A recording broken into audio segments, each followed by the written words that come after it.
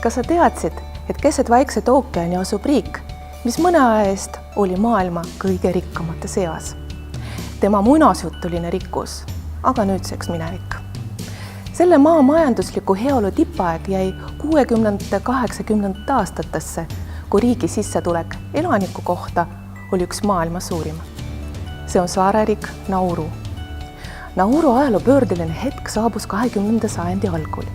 Siis avastati saarel suures koguses väärtuslikke fosfaate, mida laialt kasutatakse väetiste tootmiseks. Tänu fosfaadilademetele said saare elanikud rikkaks. Kuid maavara röövkasutus, läbimõtlemata investeeringud ning korrumpeerunud võimustruktuurid viisid aastakümneid hiljem Nauru riigi ja rahva pankroti äärele. See on õpetlik lugu meile kõigile. Suurepärasest võimalusest üksi ei piisa. Võimalust tuleb osata ka targalt ära kasutada ning investeerida seda riigi ja rahva tulevikku, suunates seda haridusse, tervishoidu ning uude tehnoloogiasse.